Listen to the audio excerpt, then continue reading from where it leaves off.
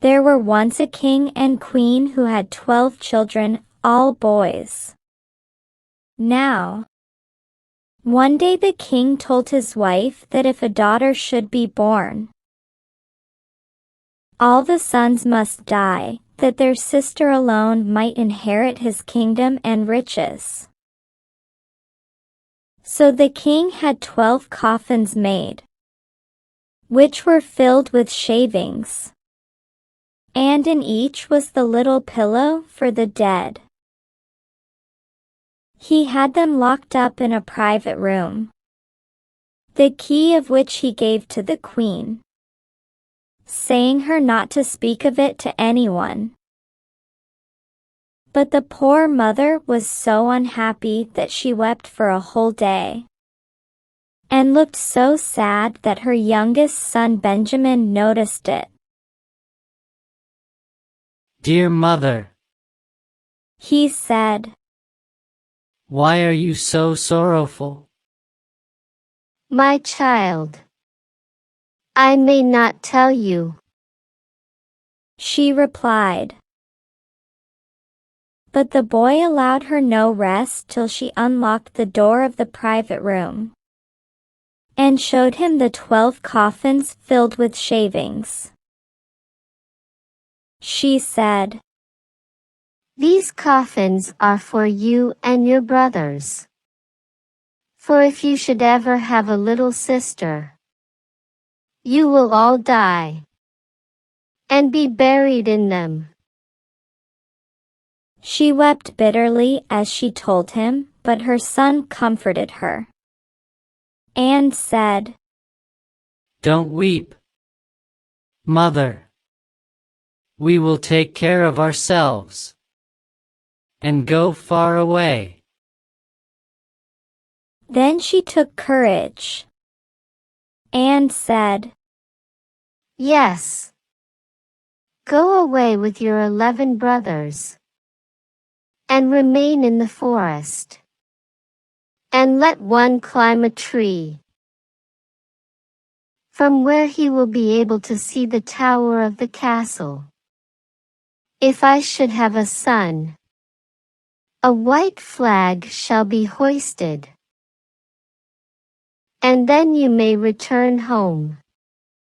But if you see a red flag, you will know it is a girl. And then hasten away as fast as you can. And may God protect you."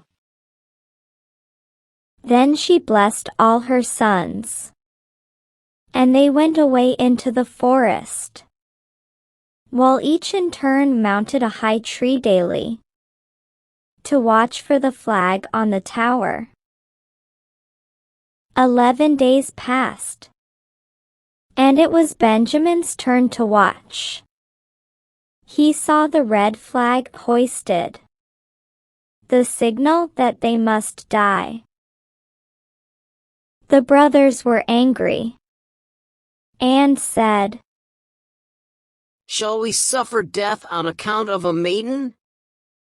When we find one, we will kill her, to revenge ourselves."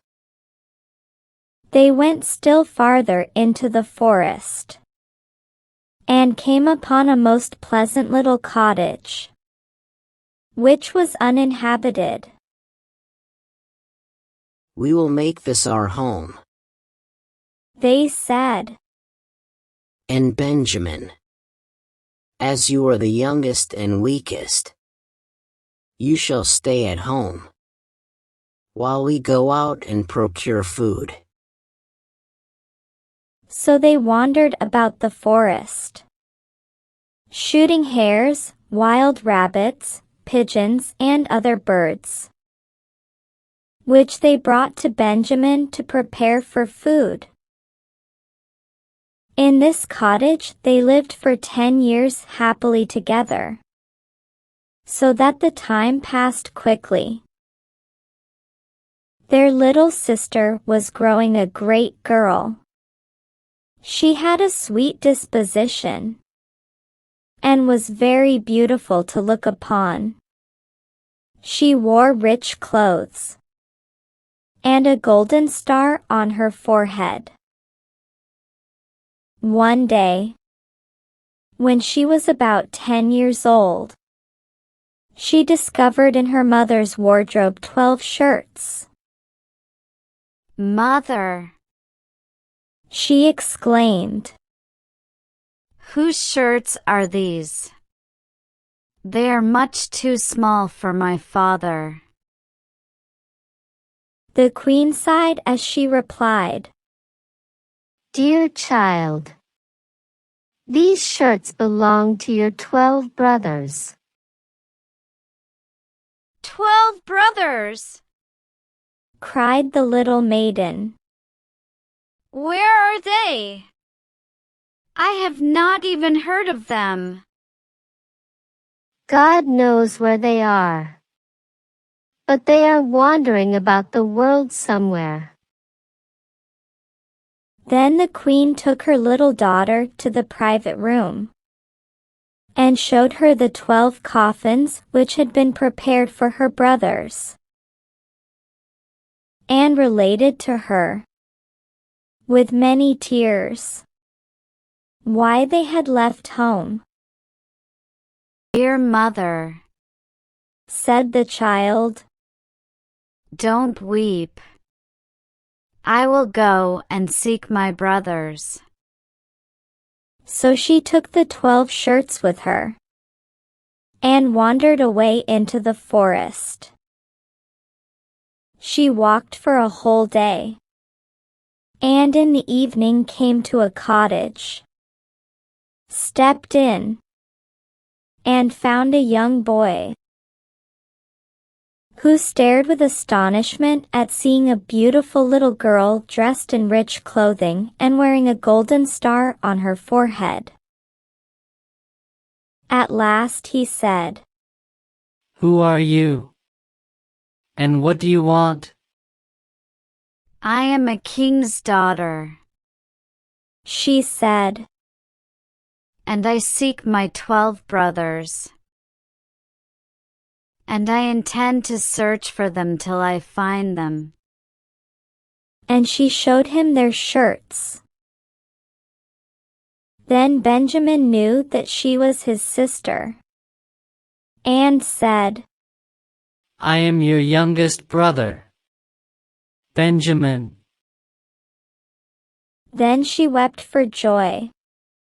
They kissed each other with deep affection, and were for a time very happy.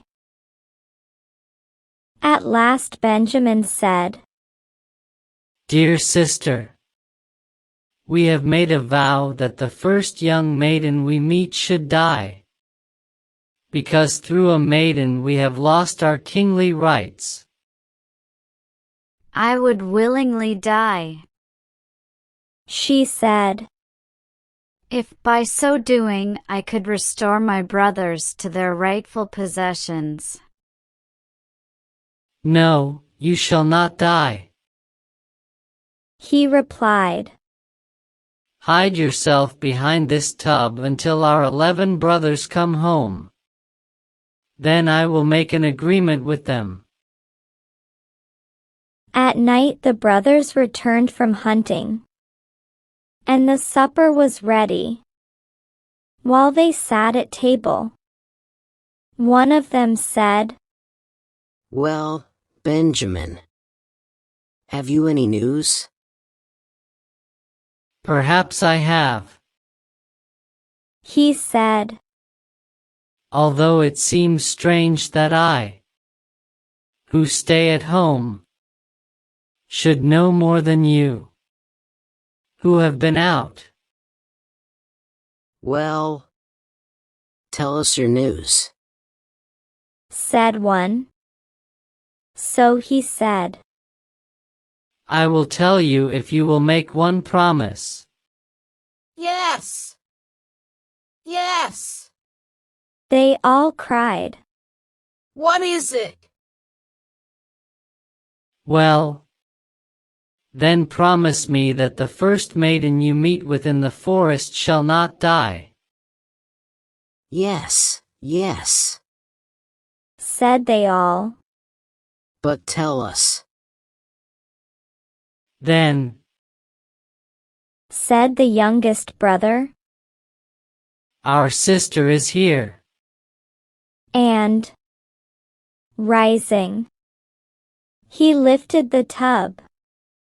And the king's daughter came forth in her royal robes and with a golden star on her forehead. And looking so fair and delicate and beautiful that the brothers were full of joy, and kissed and embraced her with the fondest affection. She stayed with Benjamin, and helped him in keeping the house clean and cooking. Everything was so nicely managed now and with so much order. The curtains and the quilts were beautifully white, and the dinners cooked so well that the brothers were always contented, and lived in great unity with their little sister. There was a pretty garden around the house in which they lived. And one day, when they were all at home dining together and enjoying themselves, the maiden went out into the garden to gather them some flowers. She had tended 12 lilies with great care, and they were now in such splendid bloom that she determined to pluck them for her brothers, to please them. But the moment she gathered the lilies, her 12 brothers were changed into 12 ravens, and flew away over the trees of the forest, while the charming house and garden vanished from her sight. Now was the poor little maiden left all alone in the wild wood, and knew not what to do. But on turning round she saw a curious old woman standing near, who said to her, "My child, what hast you done? Why didn't you leave those white flowers to grow on their stems?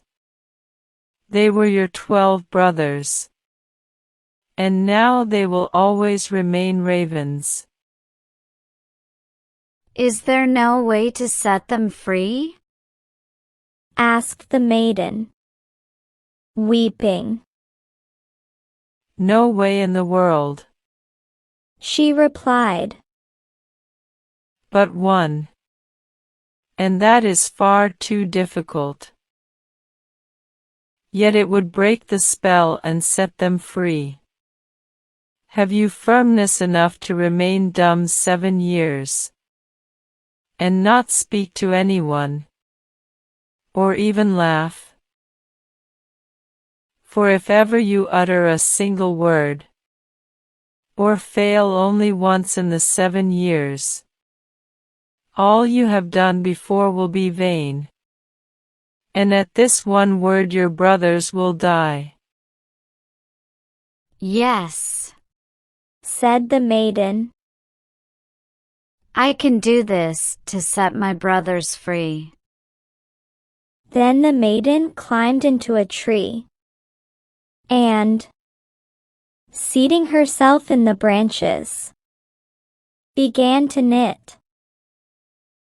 She remained here, living on the fruit that grew on the tree, and without laughing or uttering a word. As she sat in her tree, the king, who was hunting, had a favorite hound, who very soon discovered her, ran to the tree on which the maiden sat, sprang up to it, and barked at her violently. The king came nearer, and saw the beautiful king's daughter with the golden star on her forehead.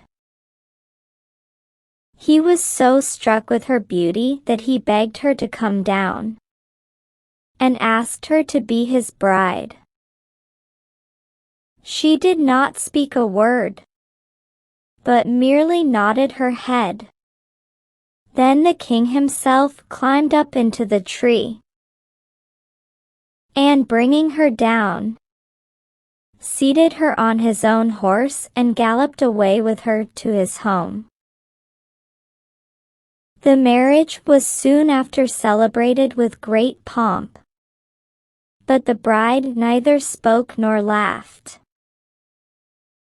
When they had lived happily together for some years, the king's mother, a wicked woman, began to raise evil reports about the queen, and said to the king,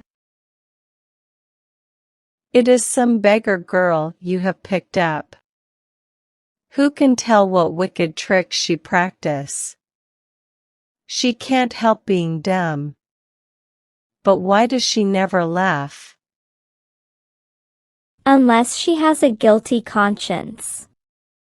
The king at first would listen to none of these suspicions, but she urged him so long, and accused the queen of such wicked conduct, that at last he condemned her to be burnt to death. Now in the courtyard a great fire was kindled, and the king stood weeping at a window overlooking the court of the palace, for he still loved her dearly. He saw her brought forth and tied to the stake. The fire kindled, and the flames with their forked tongues were creeping towards her. When at the last moment the 7 years were past, and suddenly a rustling noise of wings was heard in the air. 12 black ravens alighted on the earth and instantly assumed their own forms. They were the brothers of the queen. They tore down the pile and extinguished the fire, set their sister free, and embraced her tenderly. The queen, who was now able to speak, told the king why she had been dumb and had never laughed.